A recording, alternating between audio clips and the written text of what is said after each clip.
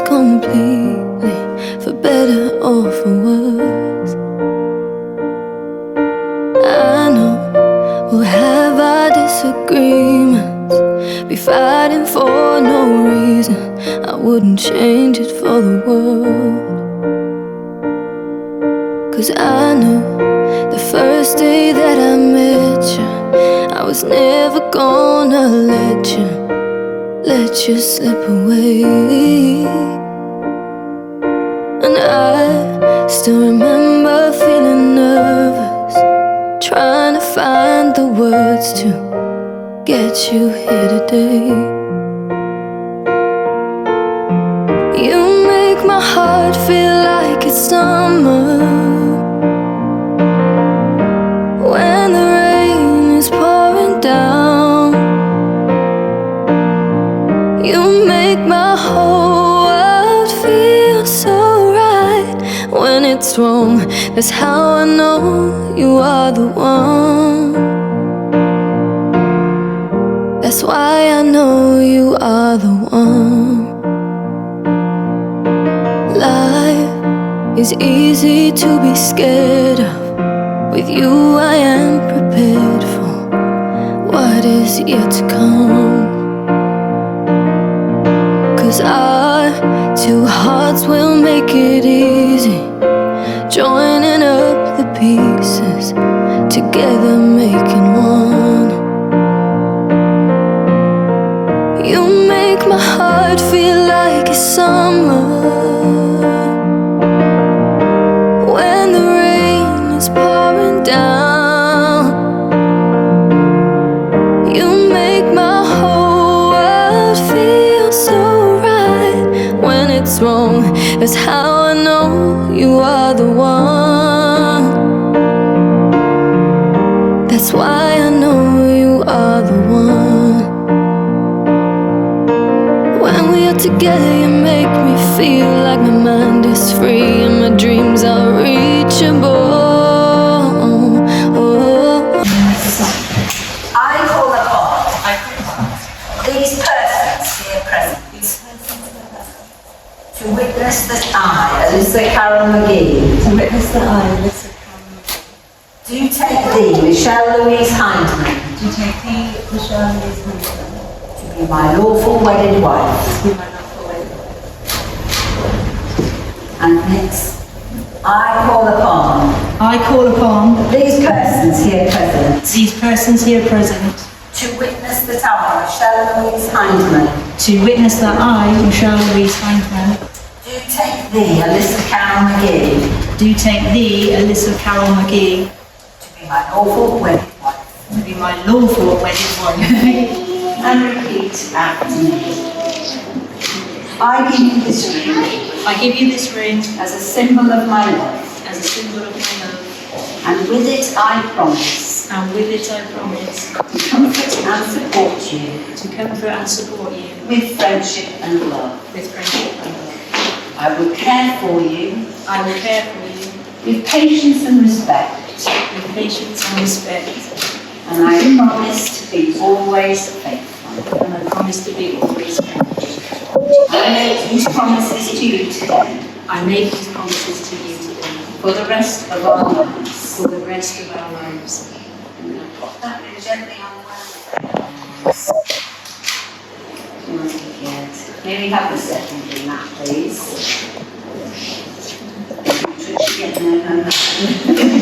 Not wanting to do stuff.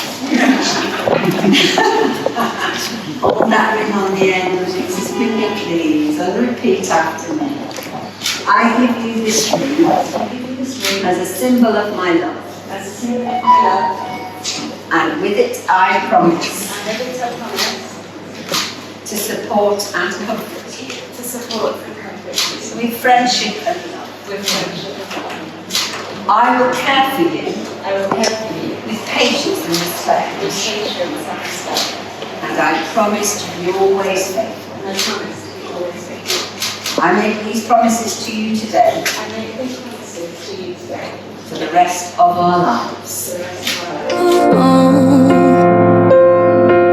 You know I never ever believed in love. I believed one day that you would come.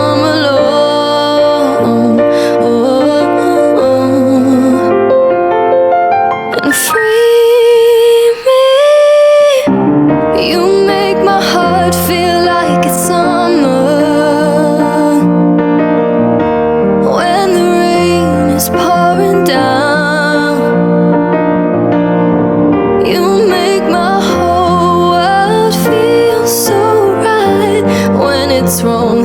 That's how I know you are the one.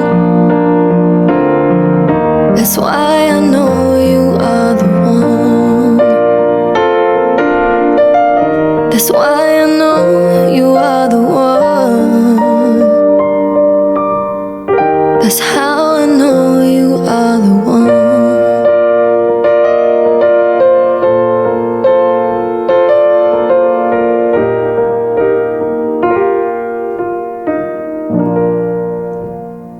For those of you who don't know me, today I am the best brother.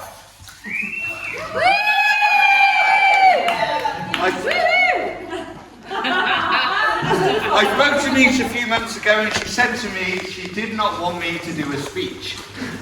But unfortunately, I was the only brother.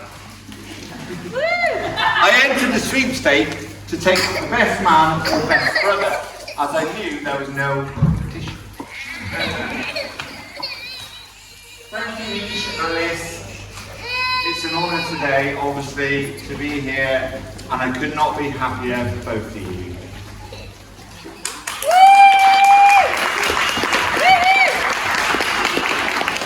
It's nice to be able to stand here today and actually celebrate this day with friends and family who have travelled, obviously, from a long way, of all kind of places to be here for you two, which is really nice.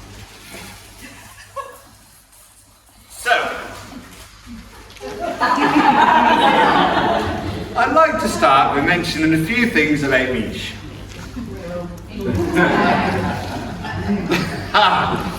Miche and I would like to hang out quite often when we were younger. We used to hang out quite a lot, the fact that she used to start dressing a little bit like me. What a weirdo!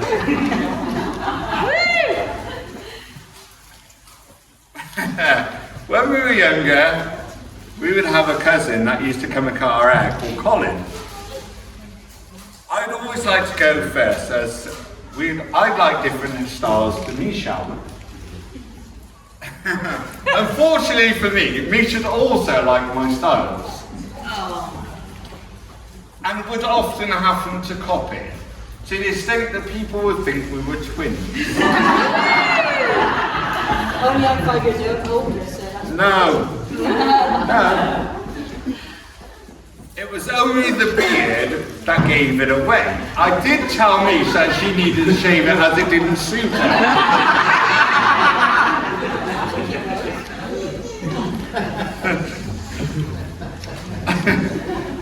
As we grew up, Miche would often take me to football practice.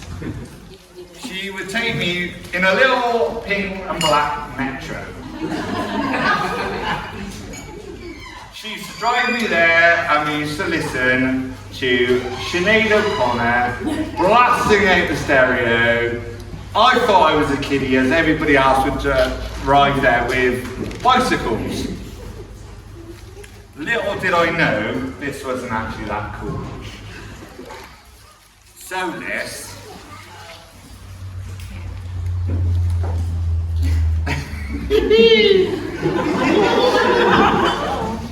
at least you know nothing will ever compare to you.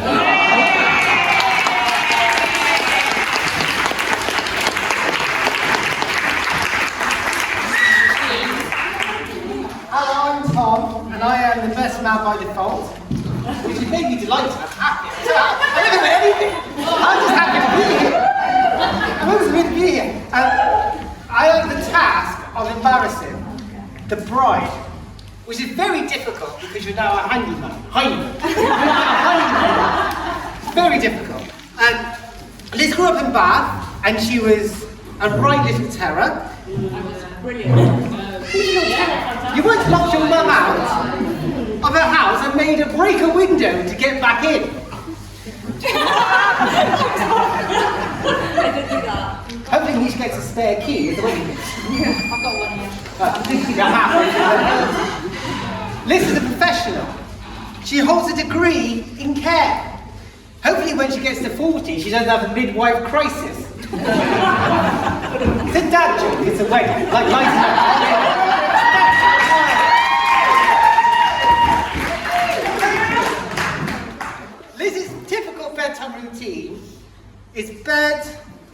bath, bed, and anything past 8 o'clock is late. Allegedly. Hopefully she makes an exception for the first hours, otherwise we should be doing the cha-cha slide on our own. Which we're still saying we want to see it, but to each their own. Mish brought Liz back to meet us for the first time in 2020. She rocked up with a 2-litre bottle of homemade cocktail and more baggage in Heathrow Airport. And we thought, my God, this girl must be nervous or an alcoholic. Which should have given us an inkling, really. We thought, well, that's Hollywood. Whichever way you cut it. And we thought, yeah, she's definitely going to fit in. Spot on.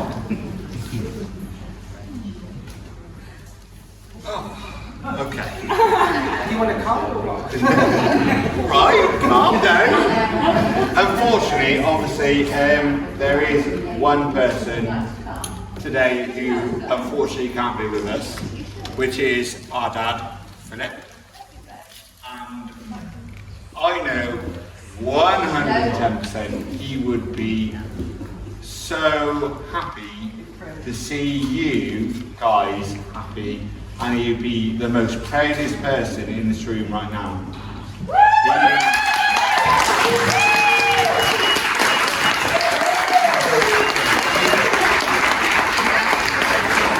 There's no doubt that he will be looking down on you guys today, and he's going to be smiling, and he's going to be so proud and so happy that you guys are happy, and that is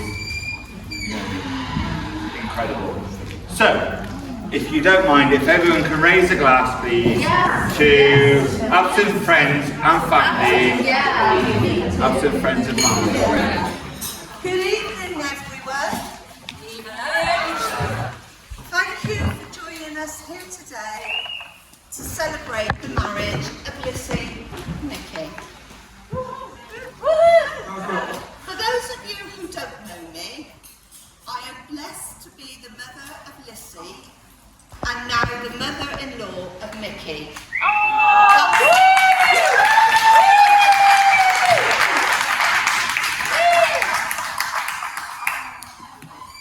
Let me tell you about Lissy as a child. Please go.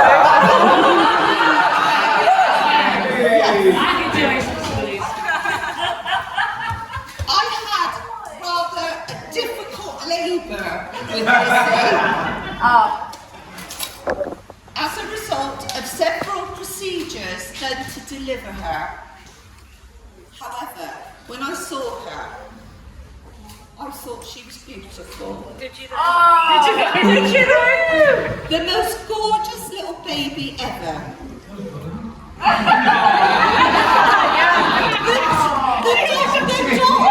Hang on for the punchline. The doctors even asked me, she's so beautiful, isn't she? The doctors even asked me, could they photograph her? Then they said those ominous words, for training purposes. I am in a medical textbook of 1987. I somehow failed to notice she was apparently the most badly bruised baby they've ever seen. Just like I chucked her off a multi-story car park straight onto her face. That was beautiful. And after bad enough, plus she had a very strange pointed head for the forceps they had to use to pull her out. So you see, Licky, she's been a pain in the butt from day one. Still is. Yeah. Still am, yeah. As she grew up, she was a force to be reckoned with. Lissy liked nothing better than a good old chin wag with anyone who couldn't escape from her relentless ear bashing. Most of you have received my voice note. 6 minutes. We love it. Love it. One poor lady fortune to sit next to Lissy for the entire 4-hour train journey from Bristol to Penzance. Lissy enlightened her on every subject known to mankind without stopping to even draw breath. The poor woman was a gibbering, total nervous wreck when she finally, thankfully, departed the train to freedom. But Lissy was a kid with a plan. When she was a little girl, she and I had a daily little ritual that we went through at every bath time. Oh, you love this, Liz. It was really cute. I'm sure you can still remember it. Yeah, I do remember. Oh, my days. Oh my God. There once was a little girl called Lissy. who lived in the middle of a very big dark Forest. Lissy was very, very Beautiful. and very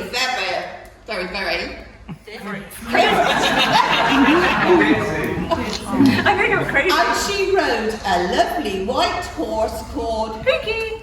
Sparkling.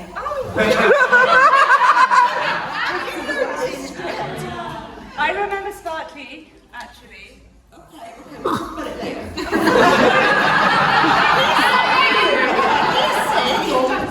Lissy was a very special little girl because she was a real live Princess. She's heard this story. Still sings it now.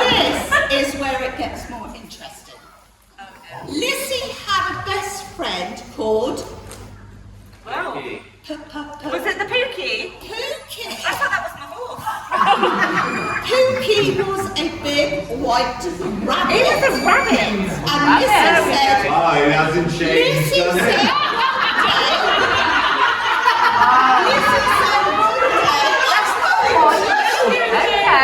Okay, I said I was going to run away from the middle of the forest and live with Pinky the rabbit. Nothing's changed. Why are you talking to the boy like a rabbit? She's living there a dream. Okay, yeah, I get it. Yeah. Easy mistake to make. Yes. Moving swiftly on. So would you believe it? Would you believe it? Pookie was really a very rich person in disguise. Maybe. Is that bit of the story true, Mickey? No. So the end of the story was they ran off together into the big dark forest That's true. and lived happily ever after.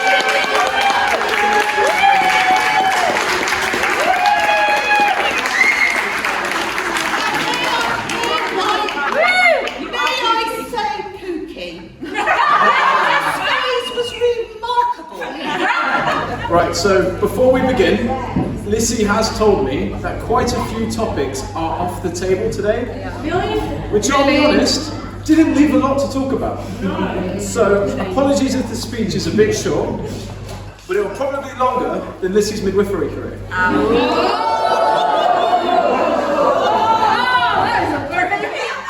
Who's an ops manager? So as our two families are now combining, there's probably some people here wondering who everyone is. So for those of you who don't know me, I'm Bradley, Lissy's younger brother, and for those of you who do know me, I apologise. So there are some great anecdotes from Lissy's early years, which I'm sure she'd have no problem with me sharing with you. Like the time, she told an entire post office. Don't do that!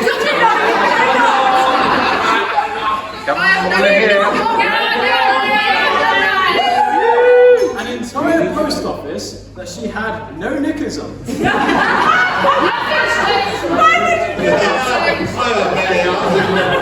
Mum then clarified to all the poor customers around that she did indeed have knickers on. But Lissy, never one to be easily silenced, then followed up with, "No, I took them off earlier, Mum, look." and pulled her dress up to show the entire show. Such a cute story. Thanks, bro. Liz, you're honest. I can't wait till you get married. She was only 31, bless her. For the record, she was 3. For the record. Anyway, moving forward a bit, Lissy was 10 when she suddenly went from being the princess to being the third most important child, which I'm sure she dealt with rationally and in a calm manner, like being told to watch Liam.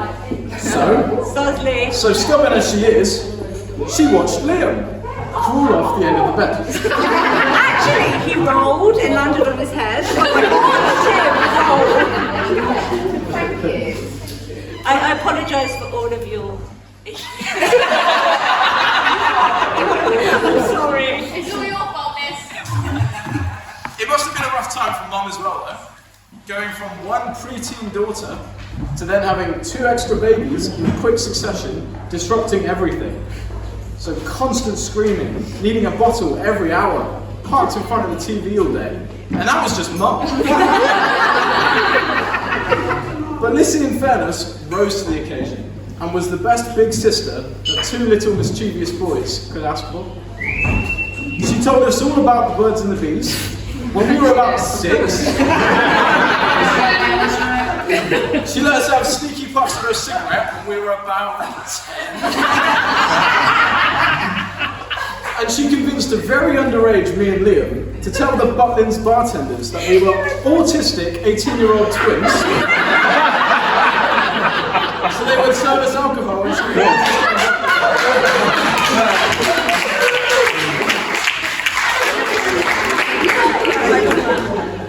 But it wasn't only Lissy having all the fun. I once added hair removal cream to her brush instead of hair mousse, causing big clumps of her hair to start falling out. But it does look like the bald patch is just about cleared up now, so... I think there's still, like... I think I got it, to be fair. So clearly, Lissy worked out the kinks of motherhood on me and Liam as her test dummies. And it wasn't long until Josh came along, when Lissy was 16. And me and Liam were uncles before we even knew Father Christmas wasn't real.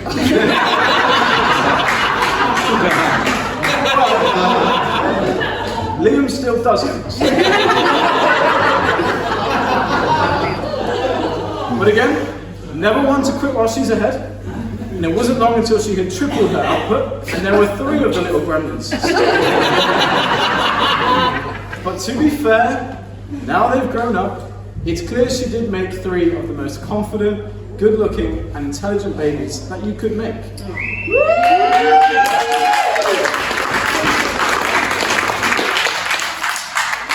Unfortunately, they couldn't be here today. So we did have to grab these 3 off the street. Anyways, all of this is to say that Lissy has gone through life in her own authentic way. There have been ups and downs, and sometimes she's had to go the long way round. But she has come out the other side of it all, more confident, more independent, and stronger than we've ever seen her. And so much of that is because of you, Mickey. You are the anchor.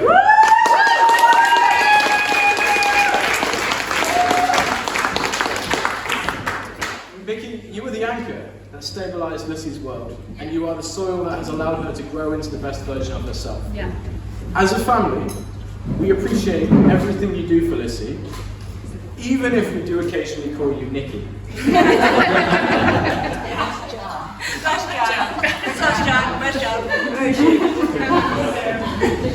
Congratulations to you both.